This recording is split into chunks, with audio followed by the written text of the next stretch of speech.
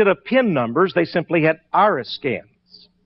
And as the person walked up to the ATM, immediately the camera was able to tell who it was. And a voice would come out. Welcome to Nations Bank, Mrs. Jones. Welcome to First National Bank, Mr. Smith. It could recognize you as you walked up to it. They tested 1,995 people for the iris scan. Now there's a camera inside, and it's looking at you. 1,995 people. Only one was not recognized. Now let me tell you why. That individual was told to dirty up his eyeglasses. See, this can see even through your sunglasses, even through your eyeglasses, into your eye from a distance. So this person, smeared some junk on his eyeglasses and it couldn't see who he was. And thus, that's how we're going to be able to get away from the beast, right? We all wear dirty eyeglasses in the last days. Only makes good sense. Now, here's an article that I think is very fascinating. This is from the Cedar Rapids Gazette, but it's the Knight Ridder newspapers out of Washington. It says DNAdatabanks.USA. I bet you didn't know that. I bet you thought it was just unique. Just guys like OJ. That's the only ones they wanted DNA, or a few of these criminals. Hey, they want your DNA. That's right.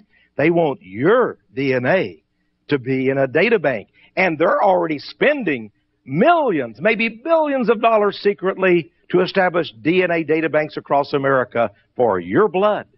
They are blood suckers. And they want it. La chupacabra at work here.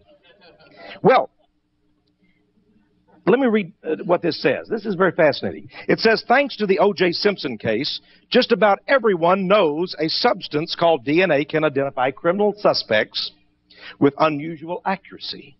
What most people don't know, I'm reading now right from the article, what most people don't know is that a nationwide system of DNA databanks is rapidly being built. It already contains blood samples from millions of Americans, whether or not they have been involved in a crime. Did you go for a physical recently? Did they take a blood sample? Maybe the laboratory sent your DNA over to the DNA data bank. Did you have a baby born in the hospital? Maybe they took a blood sample. Were you in the military? They're requiring all military people to give DNA samples. What for? Well, they have their reasons. Let me give you some reasons. Stop terrorism. Identify suspected terrorists or potential terrorists. But I began to think, back to this chart again. And I remembered, and by the way, that's what Dr. Crusoe and Dr. Hilaris said. This will be a wonderful tool to stop terrorists from traveling freely throughout the world. But I began to wonder, there is the mom and the dad and the little boy and the little girl. And they said this UBC and this system is even for little babies. And I couldn't remember reading in the Kansas City newspaper or the Austin American-Statesman anything recently about a little baby that escaped from a hospital maternity ward and committed some kind of a horrible terrorist act. But we're going to make sure we track these little babies, just in case there is a very precocious 6-month-old out there that wants to do another kind of federal bombing or something. Right?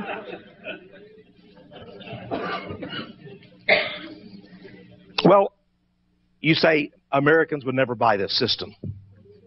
We already paid for it. Yeah, you've already paid for it, and most people don't even know it. Well, let's just look at facts. I believe people will line up to get their card.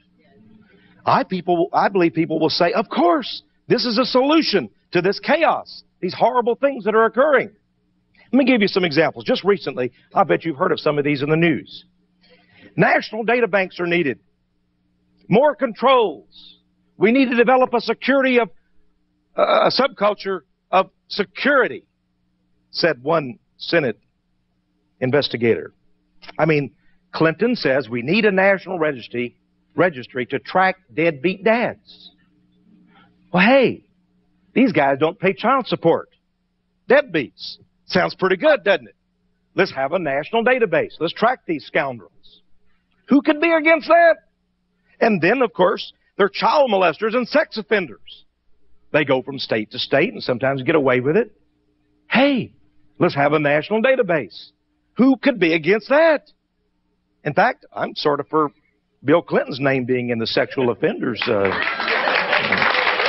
database. Gun control. Come on, guys. The Constitution is old-fashioned. And we need gun control. In fact, not only the Brady Bill, that's 5 days. No, we need a national identification center and instant check. That's what Bob Dole said. Instant check. You go to buy a gun at a gun shop or a rifle. Maybe you're a hunter, maybe not. Maybe you just need to protect yourself in your home, and you go to buy a gun, and they go to the computer, and they look up your name. Uh-oh, there's a little asterisk there. He visited a Christian bookstore. He bought A Circle of Intrigue just last week. We can't give you a gun. You're one of those, you've got an infection, a disease, Armageddon mentality. It's a new diagnosis, number 2300A by the American Psychiatric Association. You actually believe the government is out to get you.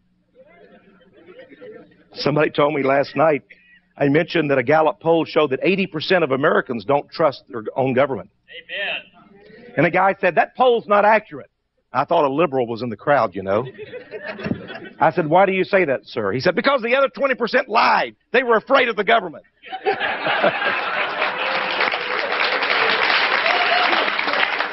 And I thought about it. It's true. I mean, some poller calls you don't even know and calls you on the phone, says, do you trust the government? What are you going to say? Hey, maybe it's the FBI calling me. Oh, yeah, I trust him. Oh, yeah, I love him. You know, absolutely. I love writing that 1040 and sending off a check every April 15th. Your guys are great. Maybe the guy at a point. Well, think about that, though. Every time there's some kind of a serial killer or a mass murder, suddenly the cry goes up. I mean, I didn't quite understand it.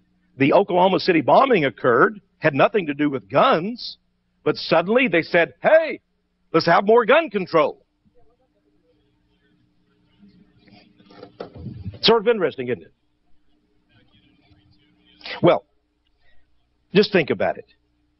Another issue that we can solve if we have this gigantic computer database and everybody on it and give you ID cards. Immigration problem. Now, every good liberal in Washington is concerned about immigration. Aren't they? I mean, Senate Bill 999, sort of reversed to 666, but Senate Bill 999 was introduced this session by Senator Kay Bailey Hutchison. She's a Republican. It was endorsed by Senators Barbara Boxer and Dianne Feinstein of California, liberal Democrats. They all want to stop this Mexican invasion and all of these foreigners coming in. Now, this is very curious to me. And by the way, Senate Bill 999 requires a national database and every American being issued a biometrics ID card. That's right. Barbara Feinstein said we need that national database instantly, right now. And I thought back to 4 years ago. Now, I'm not a Pat Buchanan fan, but remember when he was the Republican convention saying we need to stop illegal immigration, we need to do something? And people like Feinstein and Boxer said, oh, what an intolerant bigot. He's trying to stop our wonderful Mexican friends coming over. Oh, what a terrible crud this guy is. We need a multicultural nation. But suddenly, 4 years later, they're saying, oh, yes, let's stick it to these illegal immigrants. Man, let's have everybody have an ID card with a smart chip in it. Absolutely. We're all for stopping illegal immigration. We're all against multiculturalism. Sure.